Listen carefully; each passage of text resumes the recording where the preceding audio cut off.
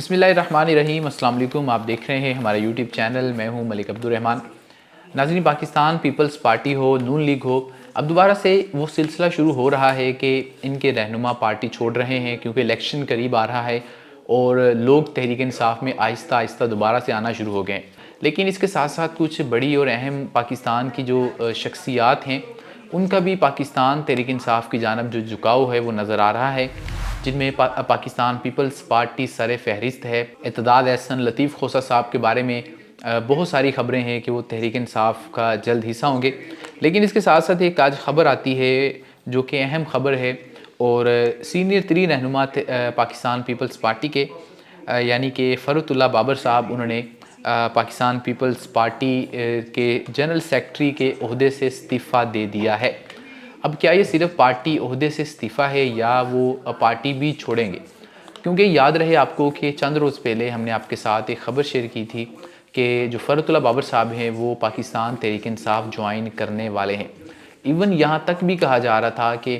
آج شام کو، کل شام کو ان کی جانب سے پریس کانفرنس بھی ہوگی، لیکن کوئی پریس کانفرنس نہیں ہوئی۔ لیکن یہ آج خبر آئی کہ وہ اب جنرل سیکرٹری کے عہدے سے مستعفی ہو چکے ہیں، اور جو جنرل سیکرٹری کا عہدہ ہوتا ہے بڑا اہم ترین عہدہ ہوتا ہے تحریک انصاف میں۔ اگر ہم دیکھیں تو اسد عمر کے پاس تھا اور آج کل عمر ایوب کے پاس ہے، اور اسد عمر نے پہلے جب وہ جیل سے نکلے تھے تو انہوں نے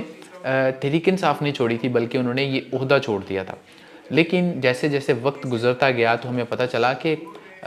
مطلب کہ وہ تحریک انصاف کا بھی حصہ نہیں رہے۔ پارٹی چھوڑی نہیں تھی لیکن چھوڑوں جیسی تھی، لیکن آہستہ آہستہ جب ان کی راہیں مزید جدا ہوتی گئی، اور اب کچھ روز پہلے ہم نے آپ کے ساتھ یہ خبر شیئر کی تھی کہ اسد عمر نے تحریک انصاف کو باقاعدہ طور پر چھوڑ دیا ہے۔ اور فرحت اللہ بابر ہو یا دیگر پیپلز پارٹی کے کچھ سینئر جو رہنما ہیں، ان کے بارے میں میری ذاتی رائے یہ ہے کہ پاکستان تحریک انصاف کو ان کی ضرورت ہے، اور ایسے کوئی بھی لوگ جو کرپٹ نہیں ہیں، جو کہ ساری عمر انہوں نے عزت ہی کمائی ہے، ان کو چاہیے کہ تحریک انصاف جوائن کریں، یا اگر وہ انٹرسٹڈ ہوں تو تحریک انصاف کو ان کو اپنی پارٹی میں لینا چاہیے۔ کیونکہ آپ جو ہے وہ جتنے مرضی نوجوانوں کو ٹکٹس دے لیں، لیکن پھر بھی آپ کو کچھ رکھ رکھاؤ والے، ٹھہراؤ والے سیاستدان چاہیے، اور ان کی جو ہے وہ کمی آپ کے لیے بہت زیادہ نقصان دہ ثابت ہوگی۔ جیسا کہ پنجاب میں آپ کے پاس پرویز الہی صاحب ہیں، جب بڑے بڑے آپ کے ساتھ جو ہے وہ نہیں ہیں، ساتھ چھوڑ گئے ہیں، تو پرویز الہی صاحب آج بھی آپ کے ساتھ کھڑے ہیں۔ تو ایسے لوگوں کو اگلی حکومت میں آپ کو بلانا نہیں چاہیے، بلکہ جب یہ سیاہ تاریک رات جو ہے وہ جب ختم ہو،